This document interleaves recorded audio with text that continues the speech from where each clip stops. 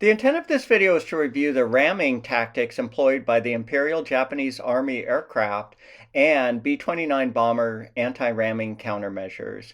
This declassified 1947 Strategic Bombing Survey Report on Japanese air weapons and tactics outlines the doctrine Japanese ramming squadrons would take. This includes: to maintain surprise, make only a single attack run. Remove all guns and dispensable equipment to increase climb and maneuverability. Launch attack from the clouds or sun. Maintain superior altitude.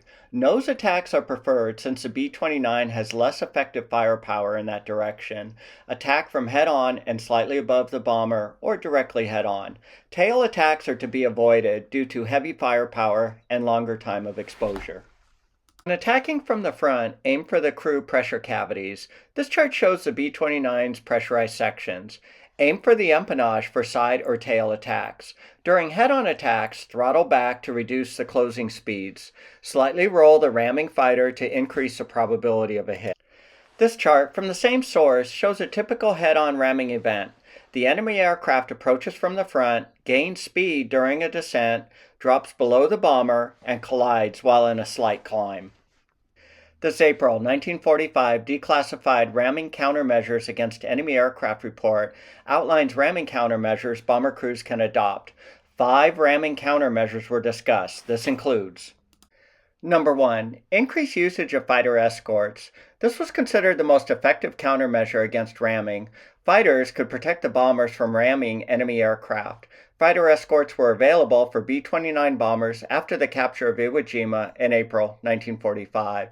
Operational data indicates bomber losses were reduced by 20 to 30% when B-29 bombers were escorted, as discussed in this unclassified June 1945 20th Air Force operations document.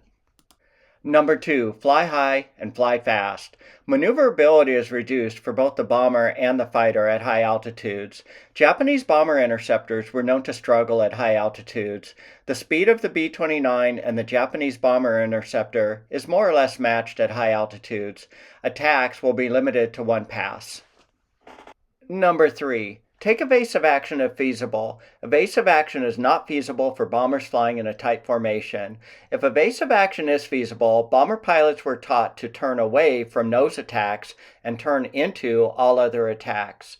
This maneuver imposes a large lead and larger G-forces on the attacker.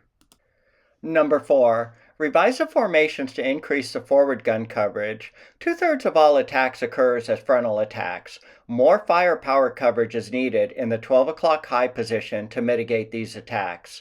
This chart shows a standard B-29 12-plane formation and the proposed 12-plane restacked formation. The restacked formation provides increased forward-facing gun coverage to stop head-on attacking enemy aircraft. This image shows the safe gun coverage arc travel ranges of the bombers within the formation for both the standard 12-plane formation and the restacked formation. The tabular data of the number of guns per formation coverage zone is shown in this chart. The number of guns in the 12 o'clock high formation coverage zone increased from 21 for the standard 12-plane formation to 30 in the 12-plane restacked formation. In addition to increased forward-facing firepower the restacked formations provided, the dangers from falling bombs, shell casings, and downstream propeller wash was also reduced. Number 5. The destruction of the Japanese Air Force was recognized as the only absolute countermeasure to ramming. Like in Germany, this can be accomplished with direct combat engagements, destruction of aircraft plants, oil refineries, and general attrition of the Japanese pilot corps. This March 1945 declassified impact document describes the difficulty and pilot skill required in ramming a B-29. The report states, at a closing speed of 600 miles per hour, it requires only a flick of the wing for a B-29 to dodge its would-be rammer. Both the Japanese Army and Navy are short on pilots with enough experience to go upstairs and do the job. The Imperial Japanese Army proficiency and experience level was but a fraction of the pilot capabilities at the start of the war, as defined in this 1947 U.S. Strategic Bombing Survey Report, the 5th Air Force in the War Against Japan. The x-axis is a month and year. The y-axis is the Japanese pilot experience level measured in flight hours. The line in the chart is a percent indexed of the average pilot experience level. B-29s were deployed to bomb Japan starting in June 1944. The Japanese pilot experience level during this interval is but a fraction of the initial experience level. This declassified Status of Japanese Air Force Report map graphically shows the estimated Japanese inventories per occupied territories as of October 1, 1944. The Japanese home islands were defended by 1,295 fighters, 1,253 bombers, and 372 other aircraft. The Ramming Countermeasures report goes on to describe 3 B-29 ramming encounters. The first ramming occurred in August 1944. An enemy fighter destroyed a B-29 by suspected intentional ramming. A second B-29 was knocked down by the resulting debris. So just how successful were the Japanese in their ramming efforts against B-29s in combat? This declassified 1947 chart tabulates the 17 ramming events between Japanese aircraft and B-29 bombers.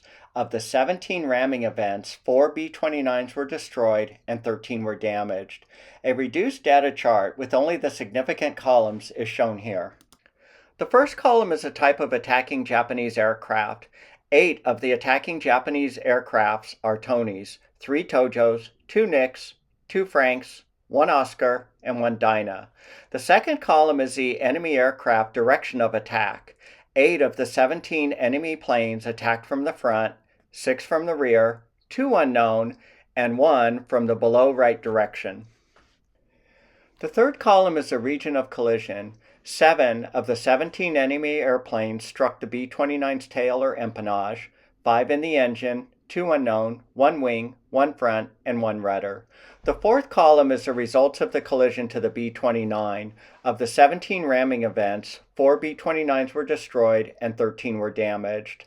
Of the 4 destroyed B-29s, 3 were struck in the engine and 1 in the tail. The fifth column represents the enemy rammers' post-contact status, where 11 were killed, 4 were seen to parachute, and 3 were categorized as safe. The report rolls up Japanese casualties during these 17 encounters as 11 Japanese airmen killed, 16 fighters destroyed, while the cost to the U.S. was 40 airmen casualties and 4 bombers destroyed. An interesting point, the report considers only 1 plane destroyed by ramming, not 2 for the first ramming event that occurred in August 1944 when a rammed B-29 collided with a second B-29 in formation. Let me know in the comments section if you consider the ramming aircraft should claim 1 or 2 bomber kills. The report concludes the Japanese Air Force had become relatively impotent by the time the tactical procedure for ramming had been perfected. The point is well reflected in the Imperial Japanese pilot experience chart discussed. If you've enjoyed this video, please consider liking, commenting, or subscribing to the channel World War II U.S. Bombers.